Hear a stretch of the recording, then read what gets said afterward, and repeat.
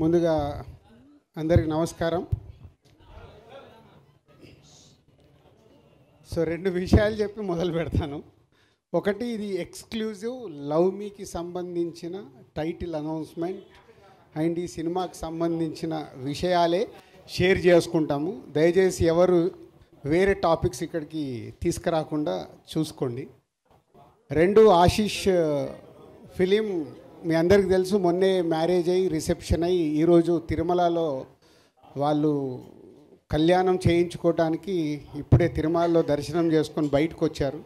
So ఈరోజు ఒక్క నిమిషం సార్, సమ్ కన్ఫ్యూజన్. ఆడియో రావట్లేదా? ఒకసారి చెక్ చేయండి. ఒక్కసారి ఓకే అని చెప్పండి వస్తే. Okay, sound check 1 2 3 check. Okay, ఒకసారి గజని సౌండ్ బాక్స్ ఏదో సెట్ చేయండి.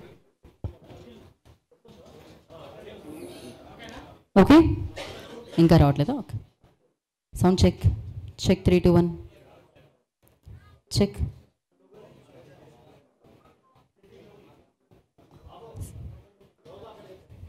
Sound check.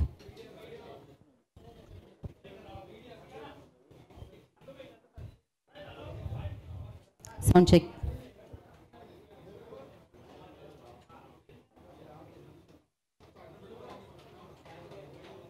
ఓకే నిమిషం. Sound check 1 2 3 check 3 2 1. ఎవరైనా చూస్తున్నారా వాల్యూమ్ లెవెన్? అసలు అదే అదే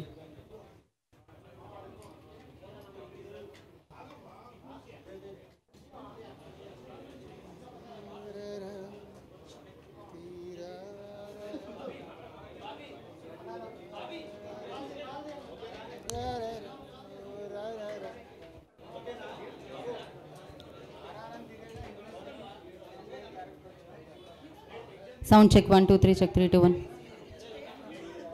అండ్ అలాగే ప్లీజ్ అక్కడ వైర్స్ మీద ఎవరైతే ఉన్నారో వాళ్ళు కాస్తంత అక్కడ వైర్ల మీద నుంచి లేవండి దయచేసి.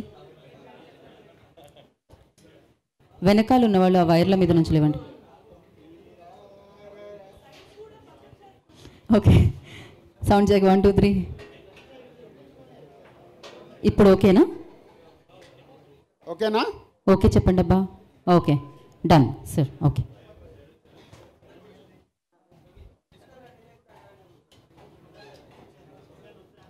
అందరికి నమస్కారం. So love me if you dare ఈ మూవీ గురించి ఈరోజు టైటిల్ అనౌన్స్మెంట్ కోసం మీ అందరినీ ఇక్కడికి పిలవడం జరిగింది.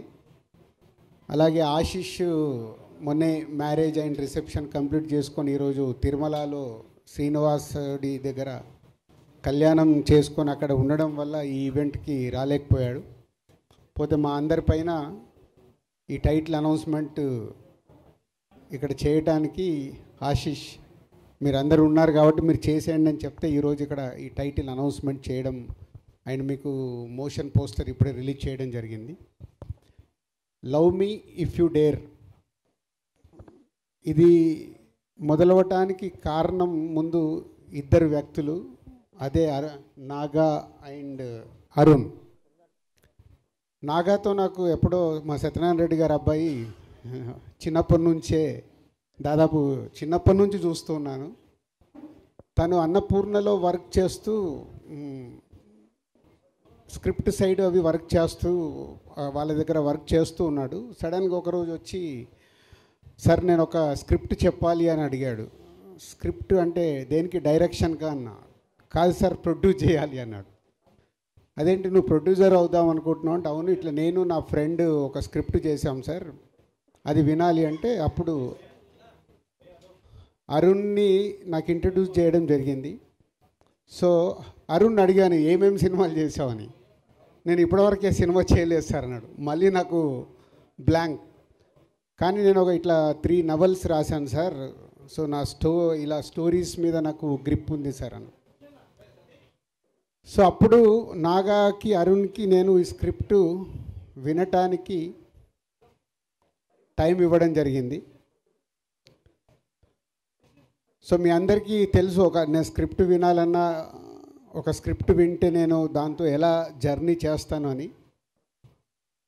ఆ స్క్రిప్ట్ విన్న రోజు ఈ love me if you dare నాకు ఎప్పుడో ఒక 20 years వెనకకి వెళ్ళిపోయాను. అంటే ఇన్ని సినిమాలు తీసిన నాకు మళ్ళీ వెనకకి ఎందుకు వెళ్ళానంటే, నాకు ఆర్య సినిమా విన్నప్పుడు నాకు ఒక వైబ్స్ 20 years బ్యాక్ అంటే నేను టూ యంగ్, అప్పుడే సినిమా ఫీల్డ్లోకి వచ్చి దిల్ మూవీ అండర్ ప్రొడక్షన్లో ఉన్నప్పుడే నేను ఆర్య స్క్రిప్ట్ విన్నాను. 20 years తర్వాత ఒక స్క్రిప్ట్ నన్ను విన్న తర్వాత ఒక న్యూ ఏజ్ ఫిలిం నన్ను హాంట్ చేస్తూ ఉంది. సో వాళ్ళిద్దరికి అదే చెప్పాను, అంటే కొత్త వాళ్ళు బాగా రాశారు, ఎలా అనుకుంటున్నారు ఏంటి అంటే, మాకు బాబు సైలెన్స్ అమ్మా, ఏ సైలెన్స్ బాబు, మాకు ఆశీష్ కావాలి సార్ అంటారు. లేదా ఆశీష్ ఆల్రెడీ ఇంకో సినిమా చేస్తున్నాడు. లేదు సార్ మేము వెయిట్ చేస్తాము, మాకు అప్కమింగ్ హీరో కావాలి, దాని గురించే మీ దగ్గరికి వచ్చామంటే, నాగమ్మ నువ్వు ఎలా ప్రొడ్యూస్ చేస్తావు? నేను ఒక్కరిని చేయను సార్, నాకు హర్షిత్ని అన్సితని ఇవ్వండి సార్ అన్నాడు.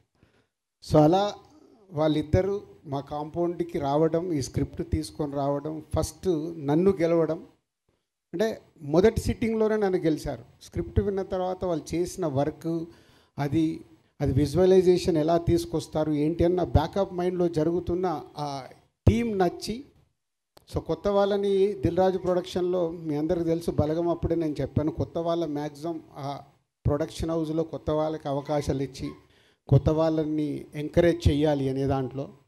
సో అలా వాళ్ళిద్దరూ ఈ స్క్రిప్ట్ ఓకే చేసుకోవడం, తర్వాత ఆశీష్కి కానీ, హర్షిత్కి, అన్సితకి, శిరీష్ గారికి అందరికి స్క్రిప్ట్ చెప్పి, నాలో ఏదైతే ఫీల్ అయ్యానో స్క్రిప్ట్ విన్నప్పుడు అందరిలో అరే బాగుంది, డిఫరెంట్గా ఉంది, బాగుంది, డిఫరెంట్గా ఉందని ఫీల్ అయ్యాము. అప్పుడే ఈ love me if you dare project lock చేశాం. స్క్రిప్ట్ స్టేజ్ దాటిన తర్వాత టెక్నీషియన్స్ ఏంటి అని అడగడం మొదలు పెడితే, అప్పుడు వాళ్ళు పేర్లు చెప్తుంటే నాకు భయం వేస్తుంది.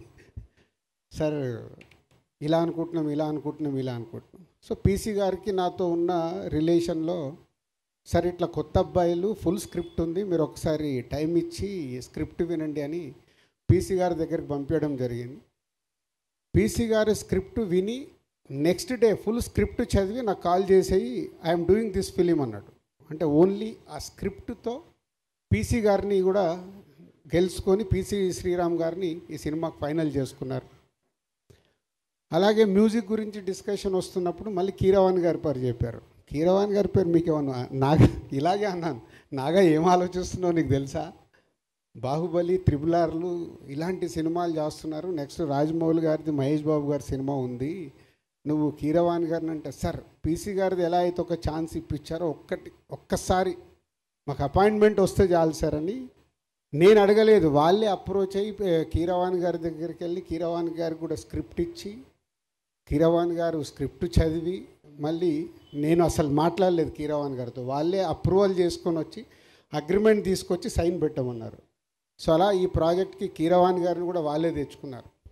మంచి అమ్మాయి కావాలి, బేబీ అప్పటికే వైష్ణవి రిలీజ్ అయింది, రకరకాల అమ్మాయిలు అనుకుంటున్నారు, వైష్ణవిని అడిగండి సార్ ఒకసారి అంటే, నేను వైష్ణవిని అప్రోచ్ అవ్వడం, వైష్ణవి ఒకసారి స్క్రిప్ట్ చదివి ఎగ్జైటింగ్ ఉంది సార్, బట్ ఇంకోసారి చదువుతానని మళ్ళీ ఆఫీస్కి వచ్చి ఆఫీస్లోనే కూర్చొని ఫుల్ రీడింగ్ తీసుకొని, రీడింగ్ అయిపోయాక నేను బయట ఉండి వచ్చి, సార్ ఐఎమ్ సో ఎగ్జైటెడ్ అని వైష్ణవి రియాక్షన్. ఇట్లా అంటే ఒక స్క్రిప్ట్ ఇంతమంది సక్సెస్ఫుల్ పీపుల్ని లోపలికి తెచ్చుకున్న సినిమా. ఈ మధ్య కాలంలో నేను ఇన్ని సినిమాలు చేశా, 56 సినిమాల దగ్గరకు వచ్చాయి. ఒక సినిమా ఇంతమందిని ఎగ్జైట్ చేసిందంటే వాళ్ళు ఎంత హోంవర్క్ చేసి ఉంటారు అరుణ్ అండ్ నాగా అనేది నాకు తెలుసు. రేపు సినిమా చూశాక ప్రేక్షకుల దగ్గర నుంచి కానీ, మీ దగ్గర మీడియా మిత్రుల దగ్గర నుంచి కానీ డెఫినెట్గా ఇట్స్ అ గ్రేట్ అప్రిషియేషన్తో పాటు ఒక వావ్ ఫ్యాక్టర్ జరగబోతుందని నాకు అనిపిస్తుంది. ఆ వావ్ ఫ్యాక్టర్ కోసం నేను వెయిటింగ్లో ఉన్నాను. ఆ రోజు ఎప్పుడు వస్తుందని వెయిటింగ్లో ఉన్నాను, సినిమా కంప్లీట్ అయ్యి మీ అందరికి చూపించడానికి. సో ఈరోజు జస్ట్ టైటిల్ అనౌన్స్ చేసి సినిమా ప్రోగ్రెస్ గురించి చెప్పుదామని. సో ఈరోజు 27th February 27th, correct 2 months, ఇక నుంచి 60 రోజులు, April 27th cinema release. So ఈ రోజు నుంచి సినిమాకి సంబంధించిన ప్రమోషన్స్ కానీ, పోస్ట్ ప్రొడక్షన్స్ కానీ అన్నీ కంప్లీట్ చేసుకోవడానికి ఈ యంగ్ బ్యాచ్ అందరు సిద్ధంగా ఉన్నారు. So all the best Naga and Arun Balagam తర్వాత అన్షితకు వేరే సినిమా రెడీ కావాల్సింది, అది డిలే. ఈ సినిమా వాళ్ళకి సెకండ్ ఫిలిం అవ్వడం, అలాగే ఆశిష్కి కూడా వేరే సినిమా రెడీ కావాల్సింది, ఈ సినిమా రెడీ అవ్వడం, ఏదో అన్ని కోఇన్సిడెంట్గా నాకు ఆర్యాకు ఏదైతే జరిగిందో ఈ సినిమాకు మీ అందరికీ అలా జరగబోతుందని నాకు వైబ్స్ అనిపిస్తున్నాయి. ఆ వైబ్స్ నిజంగా ఏప్రిల్ 27 ప్రేక్షకులు కూడా రియాక్ట్ అవుతే మీ లైఫ్లో ఇదొక గ్రేట్ మెమొరీ, మంచి సినిమాతో పాటు మీకు ఒక మంచి మెమొరీ కాబోతుంది మీ యంగ్ బ్యాచ్ అందరికీ నమ్ముతున్నాను. So all the best whole team. So journey చెప్పగలిగాను. ఇంకా సినిమా వాళ్ళకి చూపించినప్పుడు, రేపు టీజర్ చూసినా, ఈ సినిమాకి సంబంధించిన కాంటెంట్ చూసినప్పుడు డెఫినెట్గా మీడియా మిత్రులు వాళ్ళకు నచ్చితే, ఒక మీకు బలగం సినిమానైతే ఎలా ఎంకరేజ్ చేశారో ఈ సినిమాను కూడా ఎంకరేజ్ చేస్తారు. వాళ్ళకి ఆ కాంటెంట్ నచ్చితే నచ్చుద్ది అని 100% నేను నమ్ముతున్నాను. సో అది వాళ్ళు చూసే వరకు ఇంకా మీరు వెయిట్ చేయాలి. 60 days కౌంట్ డౌన్. ఏప్రిల్ 27 ఈ సినిమా థియేటర్లోకి వస్తుంది. కలుద్దాం. Thank you Raju garu. Thank you so much. And Harshit గారిని మాట్లాడాల్సిందిగా కోరుకుంటున్నాం. నాగా గారు ఓకే. వాళ్ళందరూ సినిమా రిలీజ్ రోజే మాట్లాడతారట, ముందే చెప్పారు. మేము ఏమీ మాట్లాడాము, సినిమా చూసాక మాట్లాడతామని. ఓన్లీ వైష్ణవి ఒకటి మాట్లాడాలి. ఓకే. సో ఇమీడియట్గా వైష్ణవి గారికి ఇచ్చేద్దాం అయితే మైక్. యా.